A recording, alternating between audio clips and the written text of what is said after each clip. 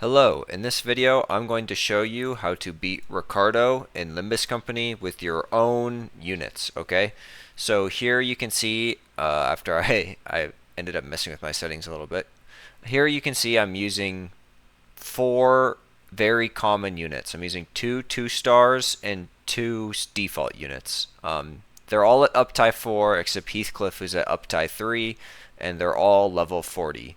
All very easy to get. The only reason why I didn't do this with purely default units, just Heathcliff, Merceau, and Ishmael, is because my LCB Merceau is too high level. He is level 55, so I couldn't do that strategy. So instead I brought Rose Spanner Merceau, because he's also mono blunt, and I brought W Corp Faust, because she's also mono blunt. Now what do I mean by mono blunt? You want teams that do as much blunt damage as possible. Blunt damage is the #1 way to determine if you're going to win in this fight. The other thing that's helpful if you're doing this with your own units and you're not borrowing someone else's like Zwei Ishmael to cheese the stage is you want an Ishmael who's fast, because Ishmael cannot die. She won't go below 1 HP as long as there's other friendly units alive on the board. So if your Ishmael is fast, she can intercept all the counters from Ricardo. Thankfully, default Ishmael at uptie 4, just our standard LCB identity, has 5 to 8 speed, which makes her really fast. So actually, default Ishmael is a good pick here. And then as for everyone else, just pick them because they did blunt damage. And Merceau is nice to have because of Chains of Others, which is a blunt default ego. Just like how Faust has a blunt default ego as well. Now, nothing much to say about fighting the Little Brothers. I just wanted to use this initial 2 minutes of footage to talk about what kind of units you want to bring, units that deal blunt damage, and to talk about having a fast Ishmael being helpful and why the default Ishmael is actually quite decent for this fight. So I'm going to skip ahead now because I'm assuming the Little Brothers aren't the part you're having the hardest time with. You just want to use them to build sanity, basically. So I'm going to skip ahead. Alright, I skipped ahead 6 minutes. You can still, I'm still fighting the Little Brothers. It takes a while. My Faust, you can see right here, is really close to staggering. So I actually let one of the Little Brothers hit her on purpose just to break that stagger bar. So that way she won't stagger to Ricardo. That's like, there you go. You can see I did that right there. Just so that way now Faust is not so close to staggering. So she has time to get back up and not be so low HP. Okay, I'm going to skip ahead through the Little Brothers and right to Ricardo. Okay, so Ricardo, turn 1, he comes at you swinging. Okay, turn 1, he comes at you swinging. Turn 2, he takes a break and goes to guard mode. So if you're using Merceau, don't apply Chains of Others turn 1. Additionally, turn 2 onwards, Ricardo takes double damage, in addition to already taking double damage from blunt, so he'll really be taking quad damage if you only brought blunt skills like you should. So turn 1 isn't your big go turn. Turn 1 is kind of your only setup turn you have. So here you can see me setting up by just trying to keep the Little Brothers off my back, trying to put some damage on Ricardo where I can, and otherwise just get ready to go all in on damage after this. So there we go. Bada bing, bada boom. Ricardo's payback is super annoying, and part of that was because Merceau went before Ishmael, but that's okay. Sometimes just Ishmael won't be the fastest unit. That happens. Now, people ask me in the comment section of my other videos, why do I always lose the clashes to Ricardo? 2 reasons. Reason number 1, he is level 60. Your units are level 40. That means he's getting plus 6 clash power over you because there's a 20 level gap. I have a video where I explain level differences in my video why leveling in Limbus matters, but just suffice it to say higher level units get a bonus to their clash power over lower level units they face. Reason number 2, Ricardo applies that 2 attack power down onto you, and your clash calculations, where it says hopeless, struggling, dominating, whatever, aren't going to take that into consideration. So your clashes are always going to be worse than the algorithm thinks they're going to be. Okay, so now I've just been kind of talking about mechanics, talking about that. We can see that he is coming for us, but he's giving us a break. He's using that guard skill. That means he's going to start taking double damage because he's going to apply a debuff to himself called Test of the Big Brother. He's going to give us 2 turns to test us and see how good we are. So try to just deflect Ricardo as best you can, and try to deflect these guys. Now you'll see I do something kind of funny here. If I rewind it back, you'll see that I notice that the little brother is targeting Ishmael, so I just let it happen. I'm not going to clash that, and I'm going to use this as an opportunity to put even more damage on Ricardo. Why? Because of what I mentioned earlier at the start of the video. As long as Ishmael has friendlies on the board, she cannot die.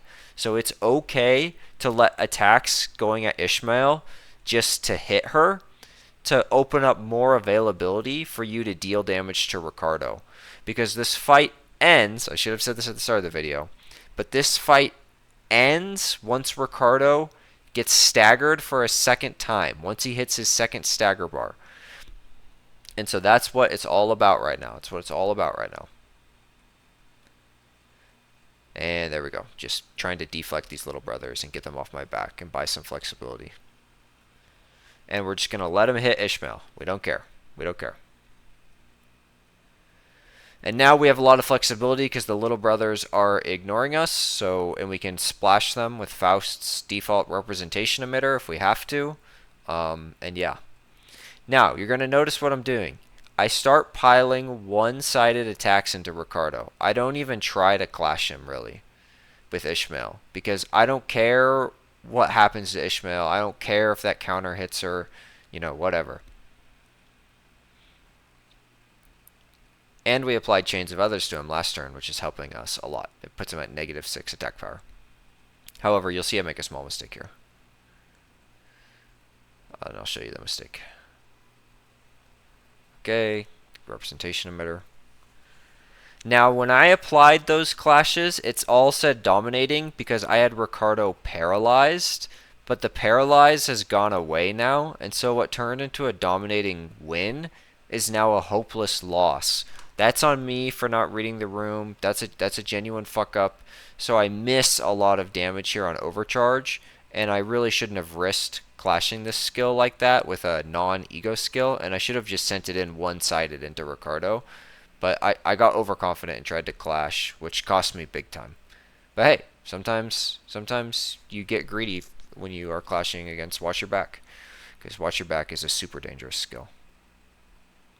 There we go, just more damage.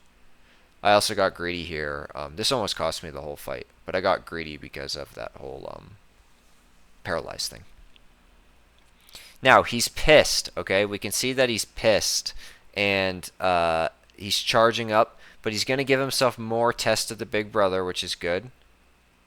We needed that in our life. I offset his evade because I wanted to make sure that he didn't dodge my attacks, but don't worry, even if you offset the evade, he still gains test of the big brother. And I'm just doing the damage where I can. Now things are getting really messy because he's going to start using his My Hair Coupon skill now because I've taken too long.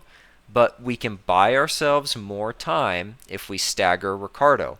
So we're going to ignore the fact that his aura is flaring and he's going to freaking obliterate us. We're just going to not even try to clash with My Hair Coupons because that's impossible. And instead, as you can just see, we staggered him because that's the only way you can buy yourself more time in this fight if you time out like I did there.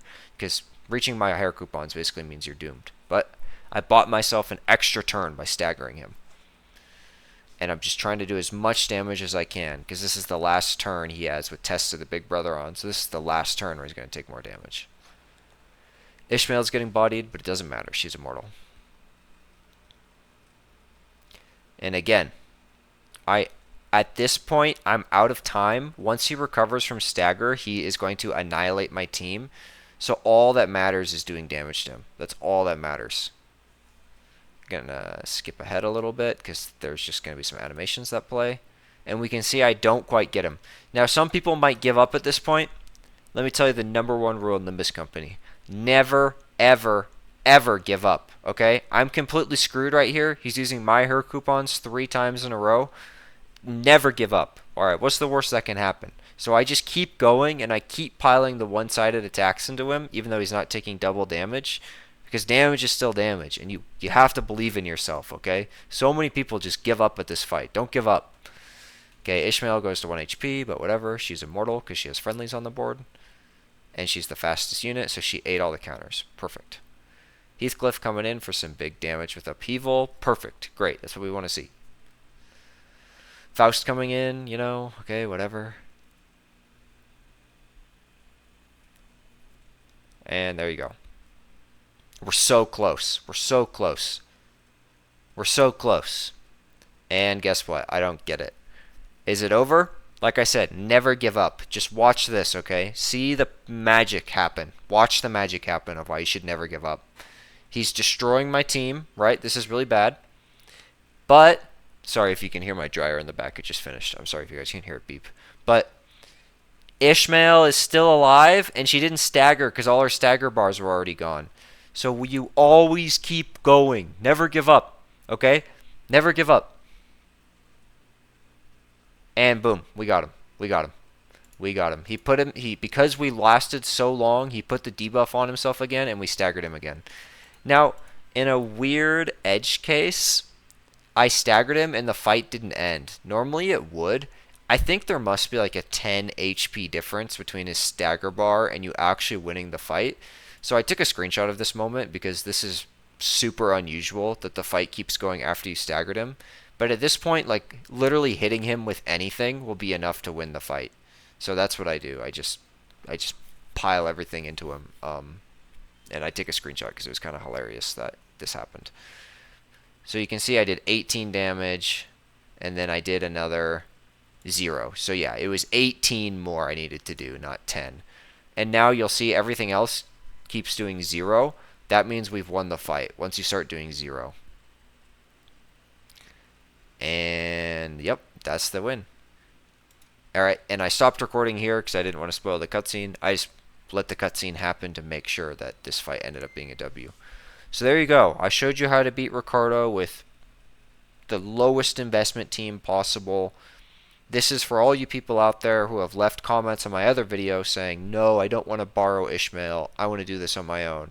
Okay, well, there you go. This is how you do it on your own. And you can do it with way better units too. There are so many other better options than this. I just wanted to show the lowest investment possible. Alright, good luck out there, manager. Enjoy the rest of Canto 5, and have a good day.